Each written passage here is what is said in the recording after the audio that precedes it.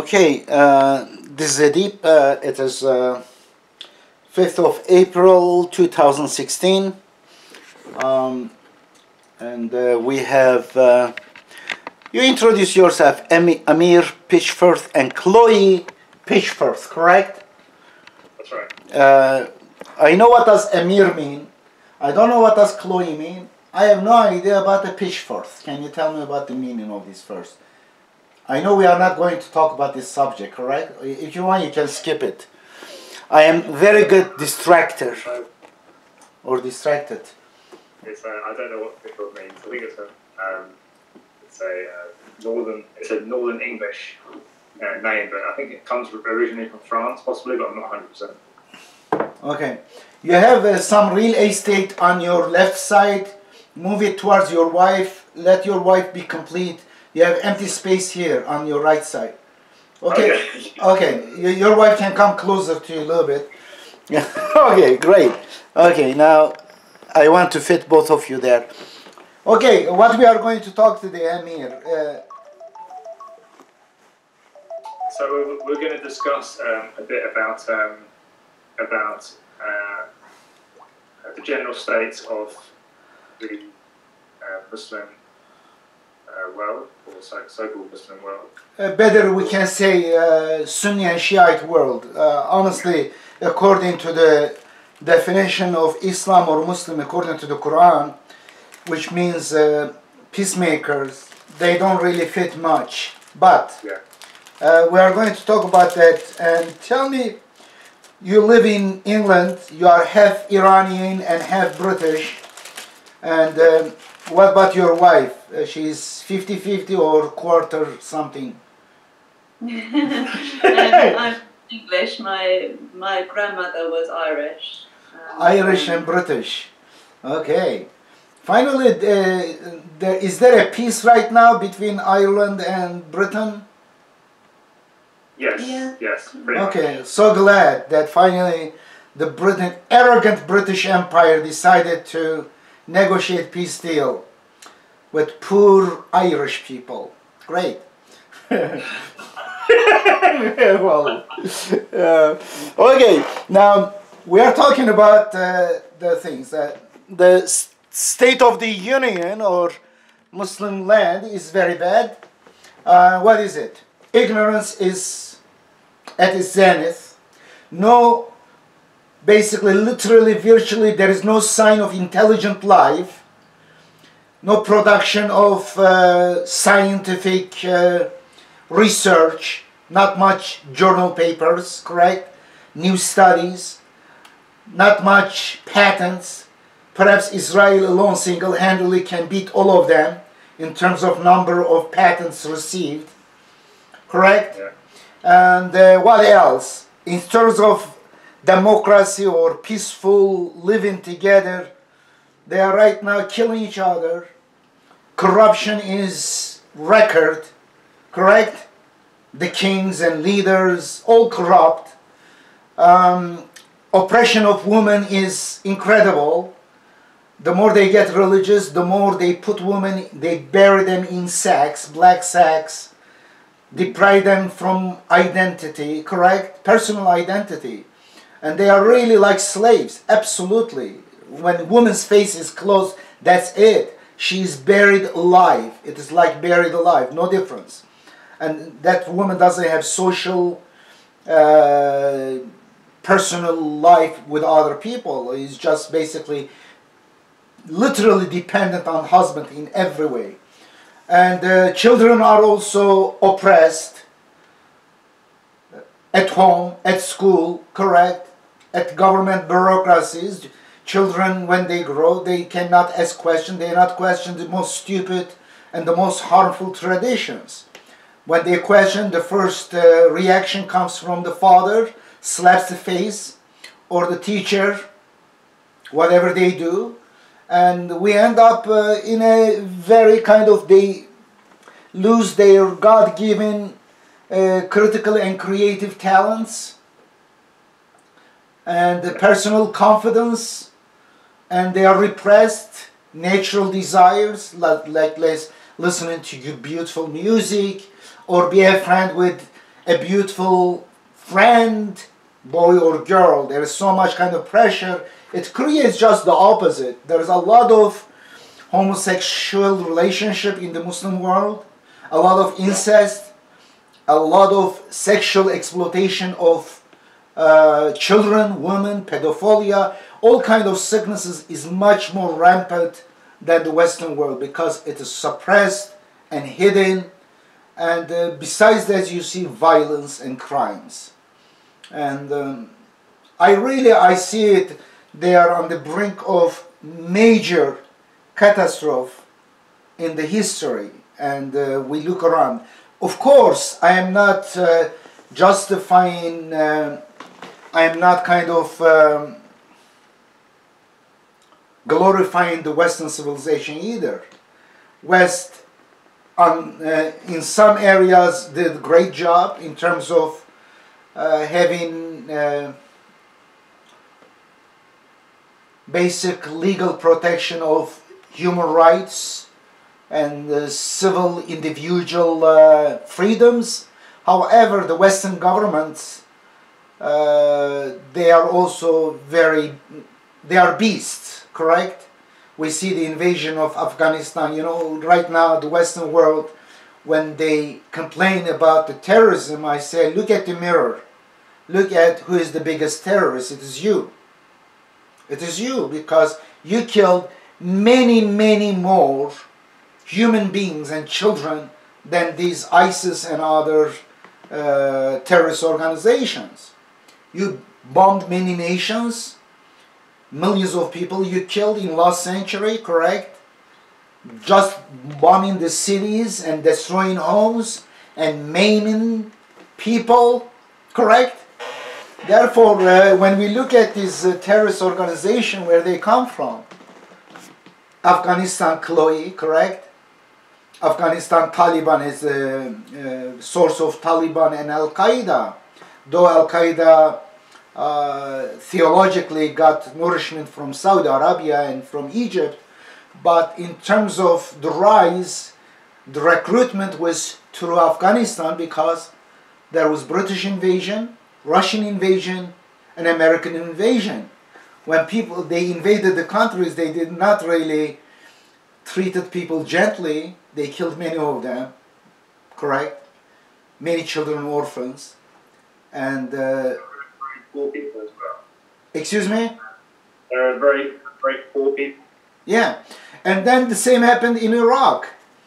You see 15 Saudis, total 19 hijackers, they hit the United States. Of course, not out of the blues. United States, before that, killed many people in all around the world, including in Iran, using Saddam Hussein, causing the death of more than 1 million people, and many other we see in Latin America, from Korea to everywhere. United States have killed millions of people. In Iraq alone, killed about 1 million people, according to Doctors Without Borders, their count. And how many people wounded, displaced, and orphans. Of course, from such an environment, when you go destroy, the population was 20 million population. 1 million is huge compared, I don't know, it was 20 million, maybe less than 20 million. Huge population. At 5% of the population killed. According to United States population is more than 300 million. 5% of the United States population will be how many million, you know? 15 million Americans get killed. And capital of the United States basically ruined, destroyed. And what do you expect from people who live in the United States? To thank the country which destroyed them? Shower them with democracy this way? Of course not. And we see the ISIS. I don't know. The issue is multifold. Go ahead, I want you to start talking because I'm right now talking too much. No, that's fine. Yeah, I just looked up the population in 2015 in Iraq was 37 million. 37 million. In 2015 estimate. 37 million? In 2015. Oh, okay. Well, before that, I'm talking about when it was attacked. the war, which was 10 years ago, obviously would have been less. Yeah. Okay. Yeah. I want to share this one with people. The Islamic terrorism is the illegitimate child of minimum 6 beasts. I have counted 7 beasts here. I want to share with people and then come back to you, and then it is your turn. And I'm going to show. Can I read to you? Hello? Hello?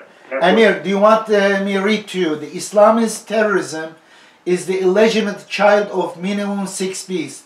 I sent a letter to European Parliament. You know, in the past I made a speech about basically terrorism and the wars.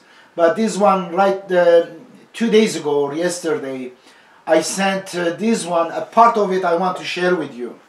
The Islamist terrorism is the illegitimate child of minimum 6 beasts. I count 7 somehow. I added one more after writing that. 1.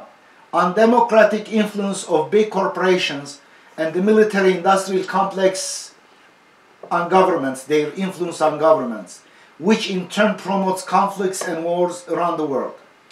2. The second beast that causes terrorism. Corrupt, ruthless kings, some of which supported by the West, such as Saudi Arabia. 3. Insensitivity to human life and dignity, which is promoted by films and video games.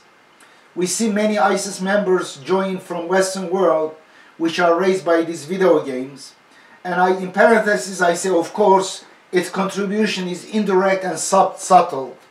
And also many recruitment to Pentagon, for example, is done through these video games. These video games, in fact, some of them supported by military industrial complex in order to entice teenagers who are adventurous, who like kind of these video games, to practice what they play and also meanwhile get paid. Number 4, identify problems suffered by immigrant population, identity problem suffered by immigrant population in the West, their socioeconomic isolation and psychological alienation from the native population. Number 5, Western insensitivity towards Palestinian suffering for generation. 6, the misogynistic religious teachings and traditions which promote might makes it right rather than empathy and compassion. And number 7, and the backward and barbaric religious teachings and the bloody history of Sunni and Shia sects which add fire, passion and sacrifice into the mix. Basically, I listed about 7 causes of this modern so-called terrorism. What do you think? Yeah. No, I would agree with you. I've seen there are 2 really good documentaries that you should, if you're interested in the Iraq War and the reasons behind it and all sorts of things. First one is Fahrenheit 9/11.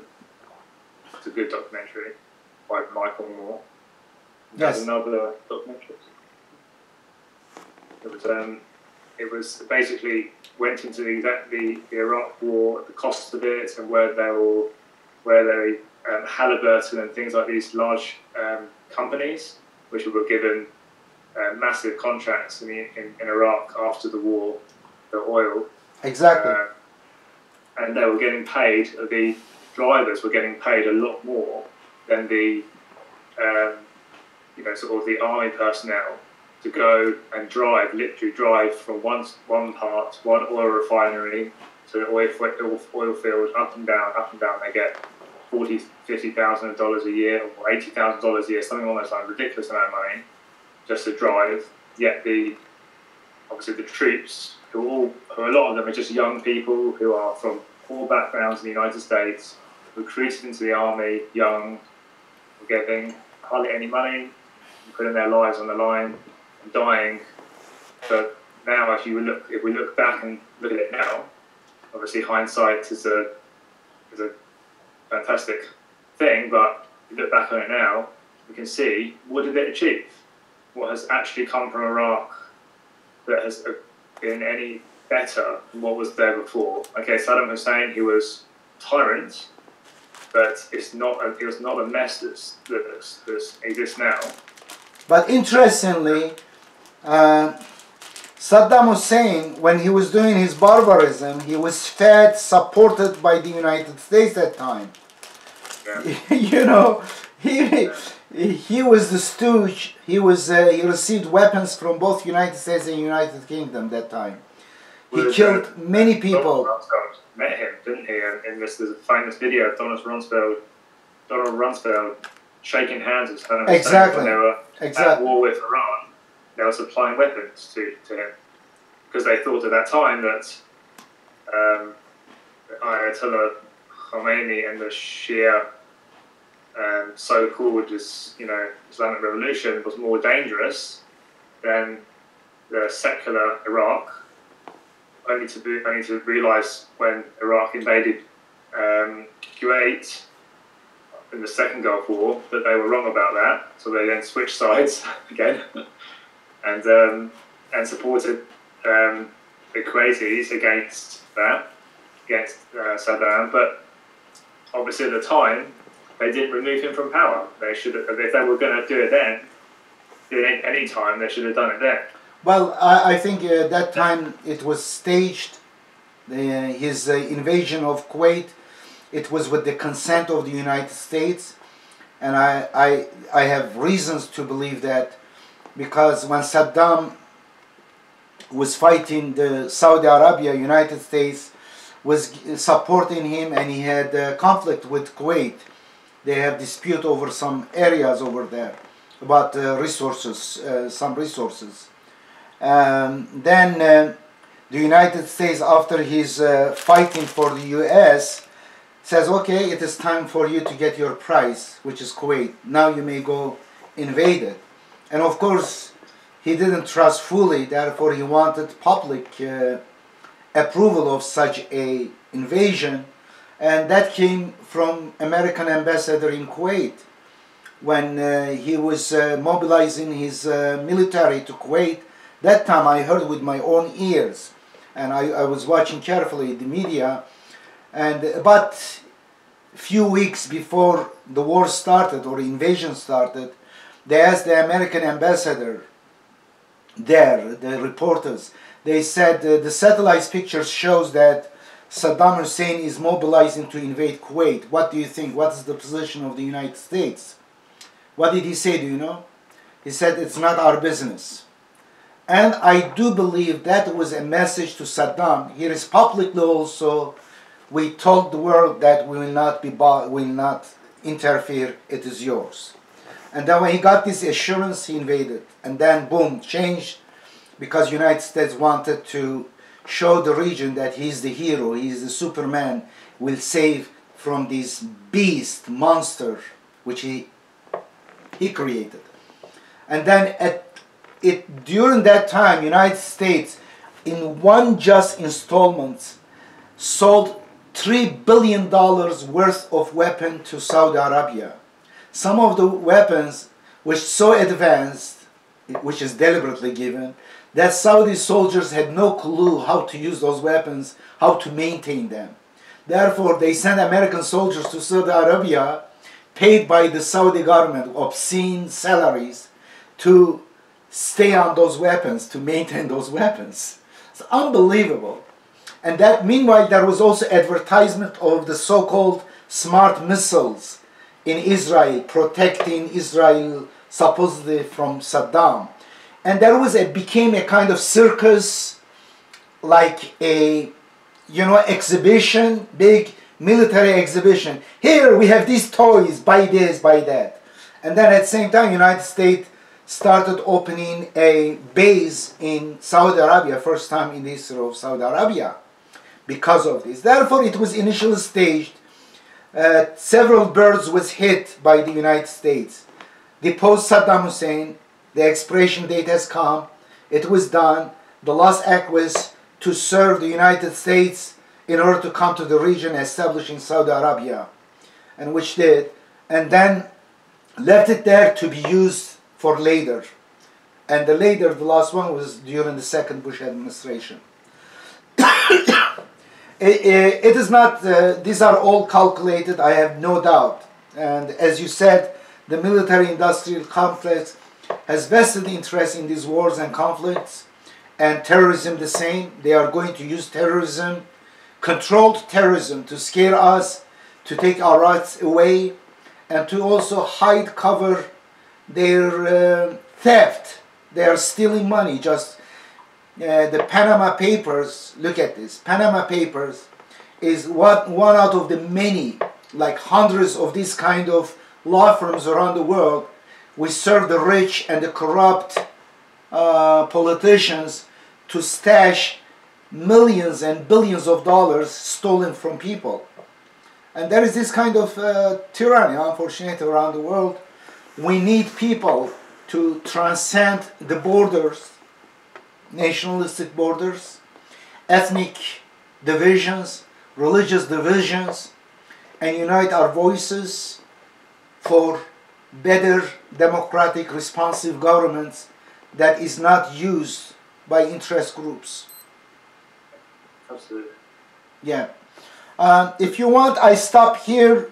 The second portion, let's do it on purely on Quranic verses which are distorted or exploited.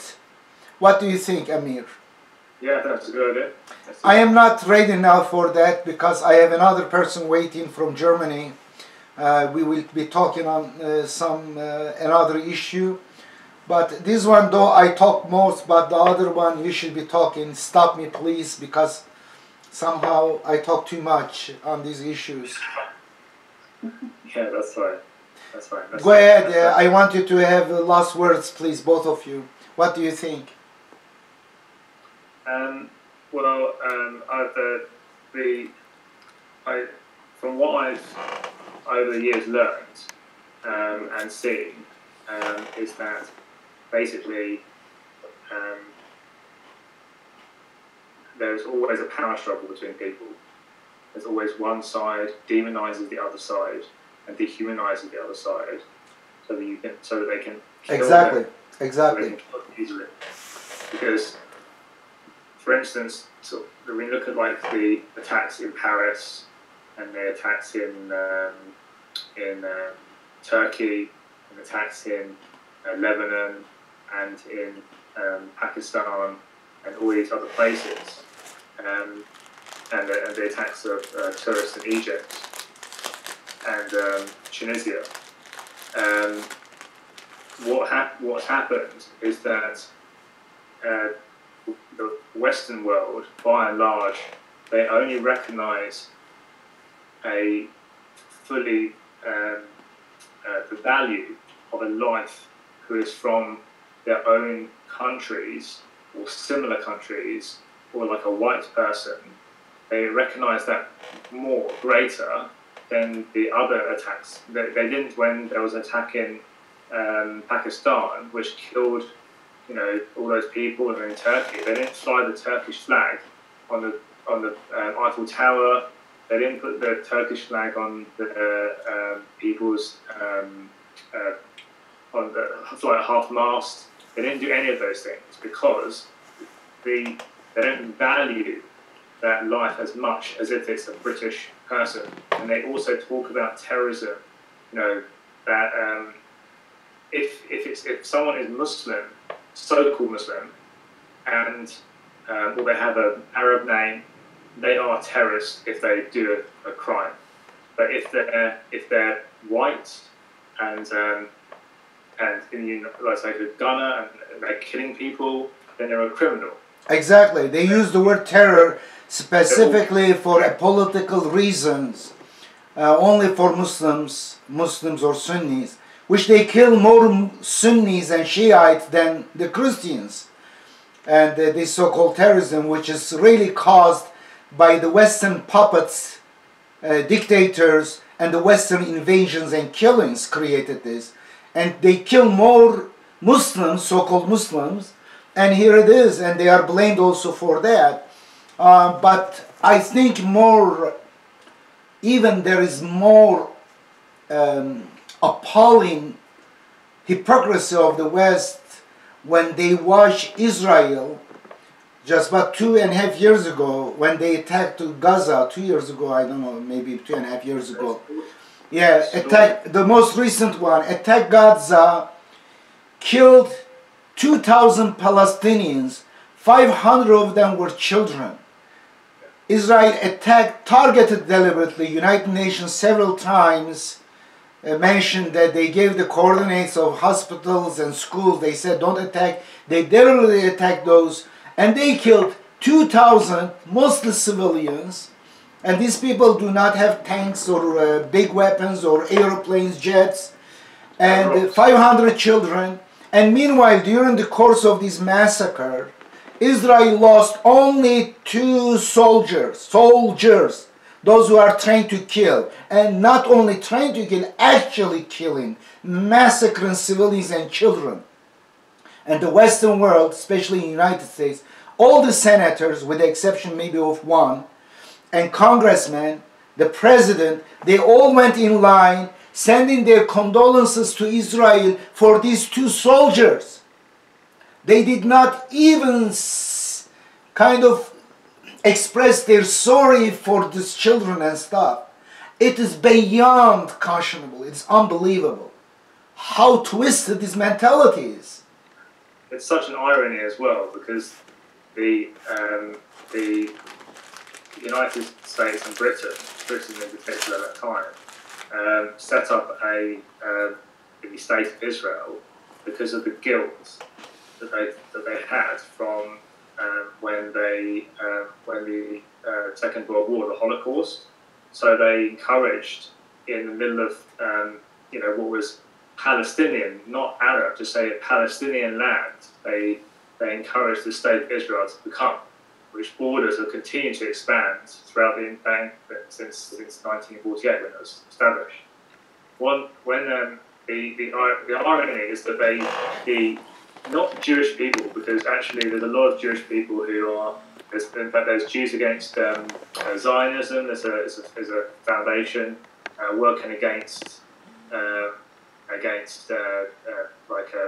Zionism within Israel, and there are lots of people in Israel who are against what they're doing, but there seems to be this hardcore of people who have gone from being see themselves being persecuted to then persecuting and oppressing other people. And the problem is actually a massive socio-economic problem, because in Israel they have a very, very wealthy, Israel as a country is very, very wealthy, very, very well developed, kind of like first class, what you would call state, and right next to it is 2 very, very deprived areas, everyone crammed into a very small space. They're constantly being checked. It is concentration camp, absolutely open concentration camp. Yeah, it's like a concentration camp. Yeah, it's like a concentration camp, holding these people back because they are dangerous and all that. And then what they're doing is and this is what there was a study a little while ago, basically showing that they did a massive meta study of all of the suicide bombings that have happened, and this goes back all the way to the Tamil Tigers, which they were opposing the Sri Lankan authorities, and basically what they discovered is that most people who commit a suicide bomb and things like that don't do it because of motivated religious reasons. They do it because they feel desperately oppressed, and when obviously something like that happens, then they say, "Look what they're doing to us," and they have even more. Show me my tree hopper photos. Rules. So helpful. She's like an assistant. Yes, hold on. Yes, I am showing the article at The Nation about. Are you there? It is about research on ISIS by Pape, Robert Pape. It's fantastic about suicide bombers. They find out that religion really, it is the very small factor in their radicalization. And this is a fantastic paper. I wish you can read it. Stop and read it. Hello? Okay, are you there?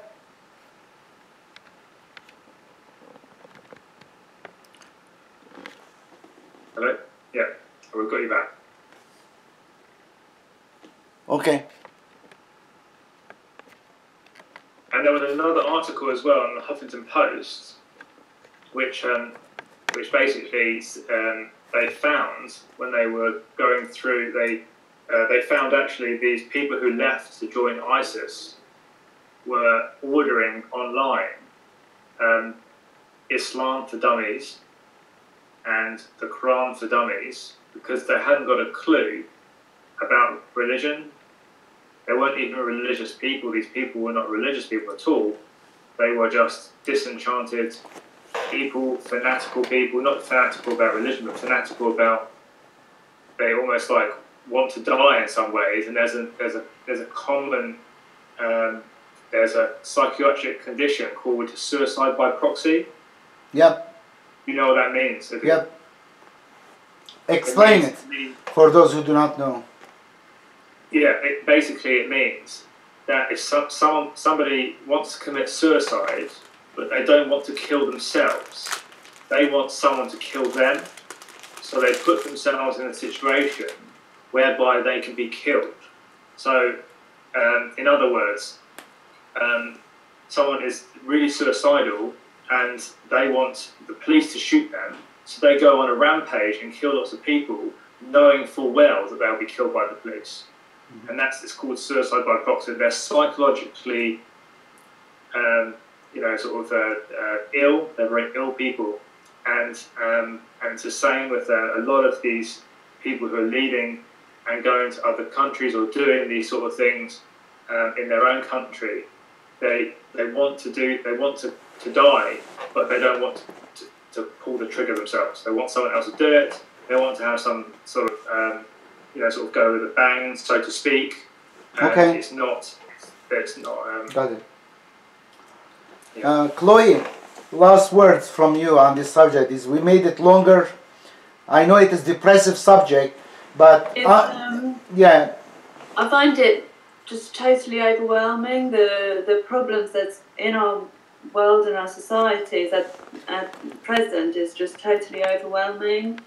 The only way we can potentially make some kind of impact as individuals is just to encourage education, encourage just spreading of information and knowledge and truth, and to recognise that we are all humans. We all have the same needs and feelings, and that's the only way that as individuals we can potentially make an impact and try and improve what is just sometimes just such it just makes you despair just to think of the state of the world at the moment. Yep.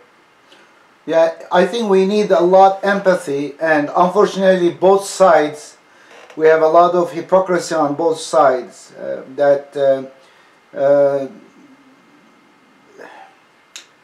some people do not have mercy, and especially the top, I would say, politicians and the big corporations, whatever, have vested interest in these conflicts. But majority of people, I think, if they are shown and they can find this common ground, that this world is a small world, we can all share the resources, there is abundance of resources, but somehow we spend a lot of our money for destruction, and we create so much misery for each other. We create terrorism, or terrorism create another terrorism.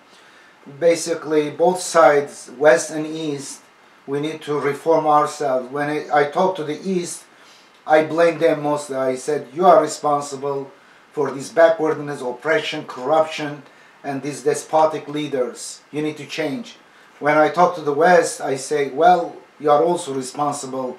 You don't have really much right to complain about gang terrorism, because you kill as many, even more people than them. Thank you very much. It is nice to talk to you. Inshallah, maybe within a few days, let's talk about the verses of the Quran that been distorted by the psychopaths to justify their killings, murders, and barbarism. Inshallah. Chloe, how do you understand my English? How bad is my English? No, it's very good. I understand you perfectly. Are you serious? That means your ears is messed up because of music. Well, you are adjusted. Great. Lovely.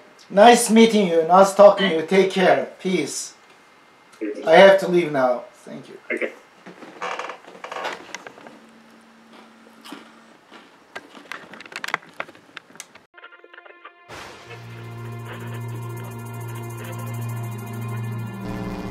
What is Islam? What are the sources of Islam? What are the sources of Islam? What is Islam?